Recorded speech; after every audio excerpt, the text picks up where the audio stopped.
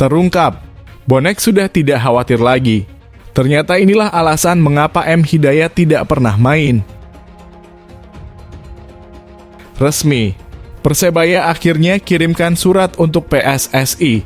Dahlan Iskan bikin Iwan Budianto ketar-ketir. Erick Thohir harus tegas. Persebaya harus bersyukur. Semua bangga. Ternyata dua kiper terbaik Indonesia ada di Persebaya. Begini penjelasannya.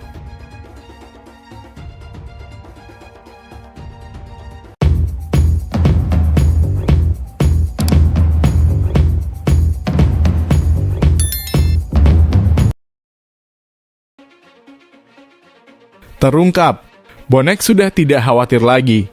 Ternyata inilah alasan mengapa M. Hidayat tidak pernah main. Nama Muhammad Hidayat tidak ada di daftar susunan pemain Persebaya Surabaya dalam beberapa laga terakhir. Ternyata gelandang berusia 27 tahun itu mengalami cedera lutut. Hidayat hampir tidak tergantikan perannya di putaran kedua musim ini. Dia selalu tampil di lini tengah. Bahkan pemain kelahiran Bontang itu sempat dipercayai Paul Munster sebagai kapten saat laga melawan Persita Tangerang, PSM Makassar, dan PSS Sleman. Namun setelah pertandingan itu, Hidayat tiba-tiba hilang dari skuad Persebaya. Dia juga tidak terlihat dalam sesi latihan tim. Saya mengalami cedera lutut sehingga tidak bisa main beberapa pertandingan terakhir, ujar pemain bernomor punggung 96 itu kepada Detik Jatim, Jumat 29 Maret 2024. Hidayat sendiri belum tahu sampai kapan dia akan menepi dari lapangan. Dia masih menunggu pemeriksaan lanjutan dari tim dokter Persebaya. Belum tahu absen sampai kapan, nanti dokter yang mengonfirmasi, sambungnya. Absennya Hidayat membuat Paul Munster mengutak-atik strategi. Pelatih asal Irlandia Utara itu dalam sejumlah laga terakhir lebih memilih memainkan Kadek Raditya sebagai gelandang bertahan. Meski tidak main di posisi aslinya, Kadek tampil cukup baik sebagai pemutus serangan. Hidayat sendiri sudah tampil sebanyak 15 pertandingan bersama Persebaya pada musim ini. Dia menerima 3 kartu kuning dari seluruh penampilannya tersebut.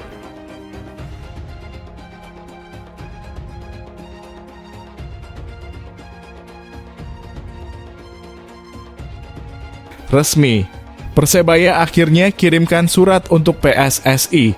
Dahlan Iskan bikin Iwan Budianto ketar-ketir. Erick Thohir harus tegas. Persebaya Surabaya telah secara resmi mengajukan surat protes kepada PSSI terkait dengan kepemimpinan wasit dalam pertandingan melawan Arema FC.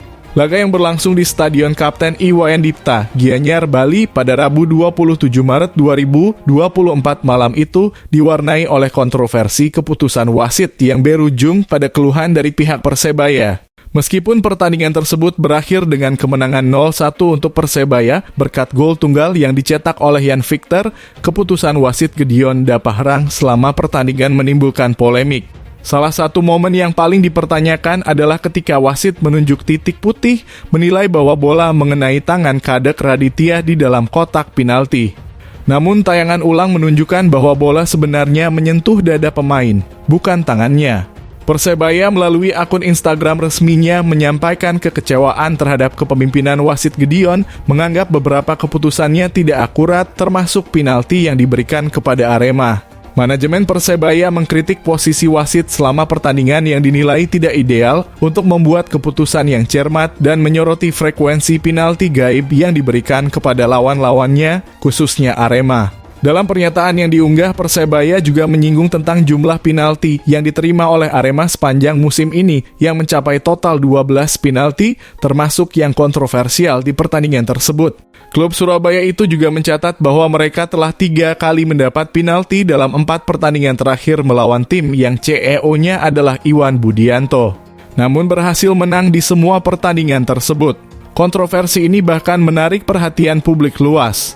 Termasuk mantan Menteri BUMN Dahlan Iskan yang menanyakan tentang Iwan Budianto kepada Menteri BUMN saat ini, Erick Thohir, yang juga menjabat sebagai Ketua Umum PSSI, melalui akun Instagram pribadinya. Polemik ini menambah panjang daftar peristiwa yang membuat tagline Persebaya Bolo Tuhan semakin mengakar di kalangan pendukung mereka bonek. Persebaya mengklaim seringkali merasakan campur tangan Tuhan dalam menghadapi kesulitan dan ketidakadilan yang menjadi simbol ketahanan dan keteguhan mereka di tengah kontroversi.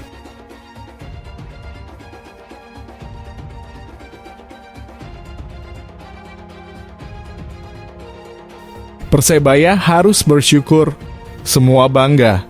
Ternyata dua kiper terbaik Indonesia ada di Persebaya. Begini penjelasannya. Kemenangan Persebaya Surabaya atas Arema FC di pekan ke-30 Liga 1 2023 hingga 2024 tidak terlepas dari sosok Andika Ramadhani. Kiper 25 tahun itu menjadi pahlawan usai menggagalkan tendangan penalti Dedik Setiawan menit 63. Bahkan sepanjang pertandingan pesepak bola berusia 25 tahun ini berhasil menggagalkan sejumlah peluang Arema FC. Dika sapaan akrabnya berhasil menciptakan clean sheet atau tidak kebobolan dalam dua laga terakhir sebelumnya di laga melawan Madura United. Andika juga menunjukkan penyelamatan terbaiknya hingga mencatatkan clean sheet. Total di musim 2023 kurang 2024 dari 18 kali penampilannya dengan Persebaya, ia meraih 7 kali clean sheet. Pelatih Persebaya Surabaya Paul Munster pun memuji Dika setinggi langit. Paul mengaku beruntung memiliki dua penjaga gawang terbaik di Indonesia dalam satu tim.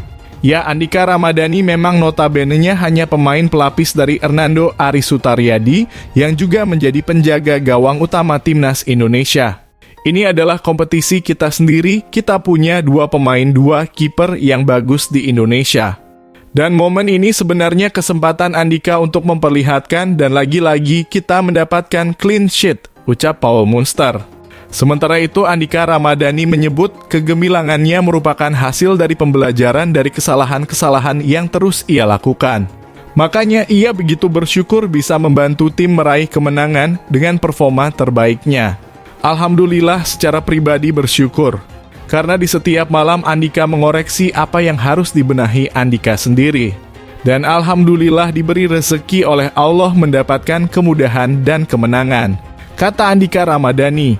Dika juga merendah bahwa performanya tak lepas dari dukungan orang-orang terdekat, termasuk dari jajaran staf pelatih dan staf tim Persebaya Surabaya.